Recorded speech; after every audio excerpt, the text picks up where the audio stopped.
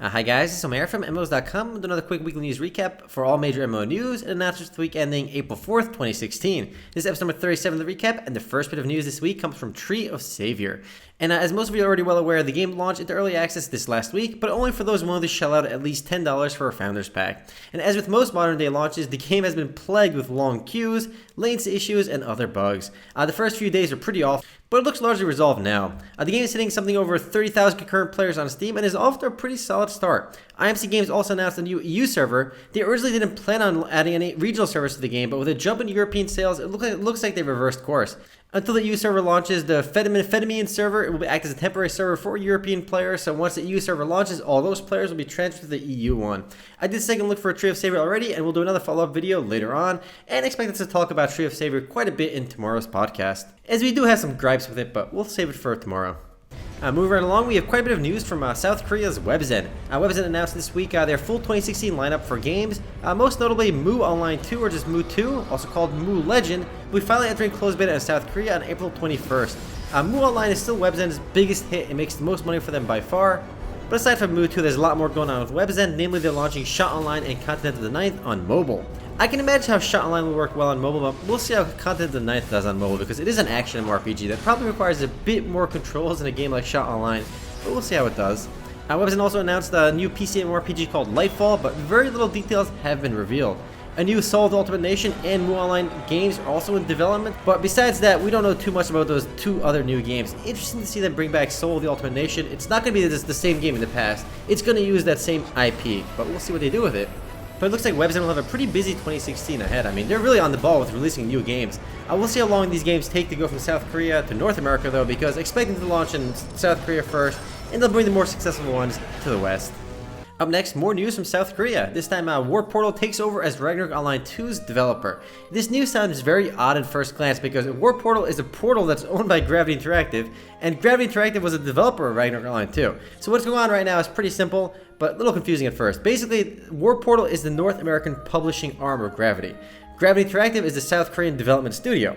Previously, the game was being developed by the people in Korea, but now, I guess, for whatever reason, the Korean studio will no longer be touching Ragnarok Online 2, and the North American publishing team will take over ongoing development. War Portal has promised that now they have full control over the title, they'll be releasing more updates more quickly, fixing bugs, and other goodies. This doesn't bode too well for Gravity. It makes me think that the studio in South Korea is shutting down, which is why some of the operations are being transferred to North America.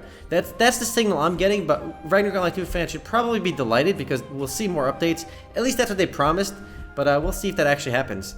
Up next, we have some news for SuperNova, the Hungarian-developed sci-fi themed MOBA from a company called Primal Games. It launched into open beta this last week, and it was in closed beta testing, I believe, about 3 to 4 months ago, but now it's open for everyone. The game does a unique emphasis on upgrading and crafting units rather than just fighting, so it is trying something a bit different. We'll see if it's successful, though. I suspect they'll have issues competing with League and Dota, though, but we'll see. Moving right along, we have yet another game that launched in the open beta this week. This time it's Orcs Must Die Unchained. If you've played previous Orcs Must Die games, it's basically the same thing except the latest version. It does support a unique new 5v5 PvP mode called Siege, which is kind of like a MOBA or a tower defense war style game. But it does innovate in the genre a bit. But if 5v5 PvP is not your thing, you can still play co-op PvE or just PvE by yourself. It's yet another Orcs Must Die game, but this time it's free, so that alone should make it worth checking out if you like the genre. I have played previous Orcs Must Die games myself, so I do like the genre, and I expect a video on it soon, I guess. Next up, some actual positive news from Daybreak Game Company. Almost all the news we talked about from Daybreak has always been shutting down games and doing other things of that nature. But things are starting to look up for Daybreak, it looks like. They're actually working on a new project, an unannounced title, and this is based on 2 job listings on their official website for a senior producer and a creative director for an unannounced title. So they are working on a new game at their Austin, Texas studio, so expect something new from Daybreak in the near future. Hopefully they'll announce it soon. And while we're talking about Daybreak games, we have to mention Landmark, because they did release a patch last week about Landmark that actually patched an absurd amount of bugs. And if you do remember last week or the week before that, we mentioned that Daybreak Games canceled development for EverQuest Next. However, Landmark will be launching eventually later this summer. And yes, there will be a wipe for Landmark before launch, so expect that. And even though EverQuest Next got canceled, which I was looking forward to, at least we have Landmark. I'm not too excited about Landmark though, but we'll see how it does. Also, in relatively new game news, League of Angels 2 is now in open beta. The game is from GT Arcade and follows after the success of League of Angels. And the video you're seeing in the background is just a cutscene video. It is the official trailer for the game, but it shows no actual gameplay. It does have a 3D combat engine, however, most of the game looks identical to the first League of Angels game. And despite my personal disdain for a lot of these Chinese browser games, League of Angels is remarkably successful and super popular, so League of Angels 2 will probably make a lot of money. But it's still very much a pay-to-win game, so that alone turns me off from it, but the game is an open beta, so if you want to check it out, feel free to. Yo, this chick in the trailer is staring into my soul, and we're zooming in! Well, and they get to end the trailer saying they're the most anticipated game, according to who? Themselves. Gotta love Chinese games. Up next, I want to talk a bit more about Mu Legends, the game from Webzen. It's basically Mu Online 2 became Mu Legends, and we did mention it earlier in this video, but it deserves a separate segment because Mu Online is a massive, massive game, and Mu Legends is the sequel to that game, the successor, and it looks very much more like a traditional Diablo 3, Lost Ark style game where it looks way more modern, and we'll see if it's successful or not. The game is beginning closed beta next month in South Korea. However, there is no release date for worldwide or Western release just yet. However, they did reveal gameplay videos for 4 classes, and the one we're seeing right now is for the War Mage, as opposed to the Peace Mage, of course. Now you got the War Mage and the Peace Mage. There's no Peace Mage, only the War Mage. Next up, we have yet another game that launched this week, but this time into open alpha.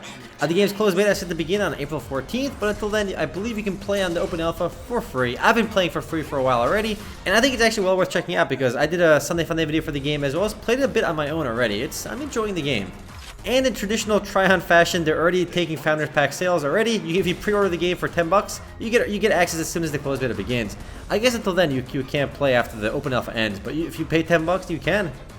A new character called Oz will make its way into the game's closed beta, making 16 playable freelancers in the game.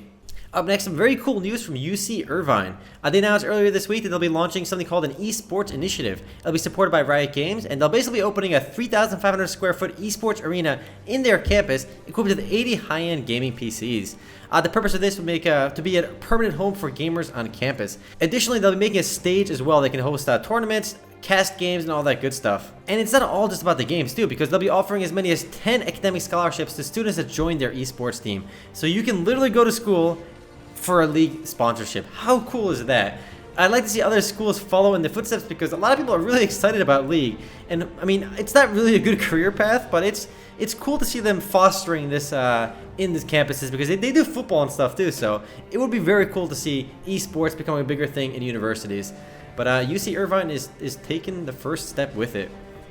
Up next, we have an update for First Assault from Nexon, the free-to-play shooter with Ghost in the Shell elements. Unfortunately, the game was supposed to be free-to-play, and the early access does cost money, though. They did say after early access it'll be free. However, there's no word on when early access will end. They did make an update for the game, which introduced a new map for the game, as well as added 2 new weapon skins.